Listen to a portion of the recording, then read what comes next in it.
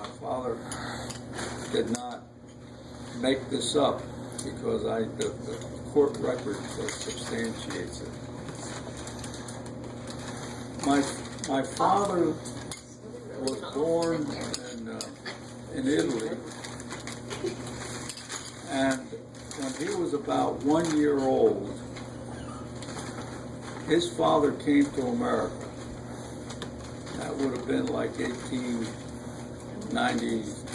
He was born in 1890, so this would have been 1891, something like that.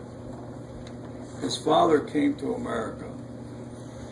His father came to America because that was, the land of opportunity, and figured that maybe he could make it here in this country, and then he was going to send for his wife and baby to come join him. Well, he was here for about 3 years, and he couldn't make it. Apparently he wasn't able to make enough money to support himself and send money back to his wife in Italy. So she wrote him a letter, and she said, we are in dire straits here in Italy. We don't have enough to eat. We're suffering, and you're over there, and you're not doing well enough to support us, so better you should come back home. So I guess he listened to that and went back to Italy. And shortly after he got back, his wife became pregnant with a second child. During the time that his wife was ready to deliver the second baby, I don't know where of course they didn't have hospitals and stuff like you have here. He had to leave to go get the midwife. Now, where the midwife was, whether she was attending another lady or whatever, he went to get the midwife, and he was gone a long time. During the time that he was gone for the midwife, my father's mother was trying to deliver her second baby, and she was unable to deliver the baby by herself. The midwife never arrived, and she died. Baby and mother. So he was there when his mother died trying to deliver the second baby. And shortly after his mother was buried, I think within a year, my grandfather married another woman. And this woman had a couple of children, one of which was a 16-year-old daughter. And her name was Fiorita was her name. Well, anyway, after a few years of marriage with this second wife, there was a dispute that arose within her family. Apparently, this girl's grandfather had died and left her some property. The 16-year-old left her some property, and my grandfather's wife wanted that property. So she was trying to scheme to take that property away from her daughter. Her daughter. Okay. Yeah.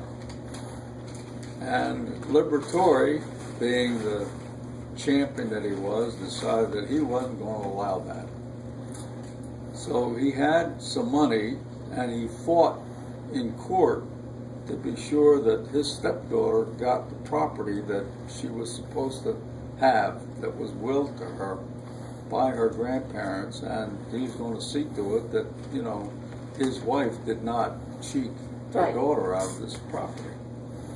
Well, apparently that created a very animosity in the family, and so my father at that time was about maybe eight years old or so, And of course, he was old enough to understand all this argument that was going on within the family.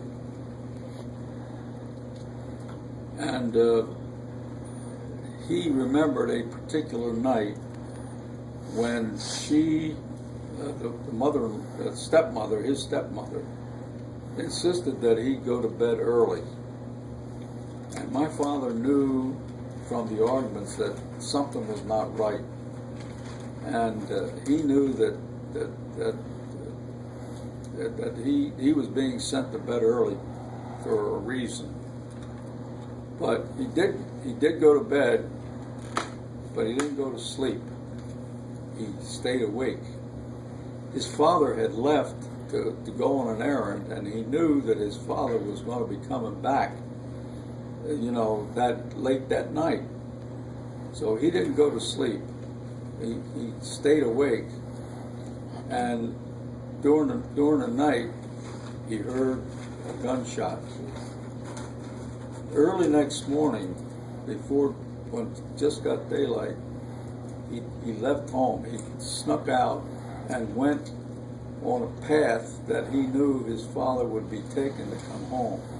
And he found his father dead along this path because he was on his way home. He not only had been shot, but he had been hit with a club. And apparently the shot didn't kill him immediately, but he had been hit over the head with this club.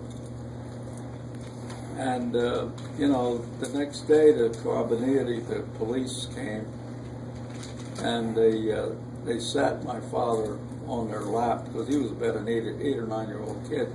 They wanted to know from him what had transpired, what he knew about this thing. And I guess he told them about all the argument and so forth that had been going on in the family about this property and so on. And so they went and searched the home of some of her relatives. That is my father's stepmother's relatives. Right. And they searched the home and they found the bloody clothes. And so they knew they had the right person. And so the person was put in jail. He was tried and convicted, and he got 18 years prison term. And that's the story that's in that in the transcript of the trial talks about this person that was convicted. So I know the story that I got from my father is absolutely correct because it's corroborated by the trial. So he had no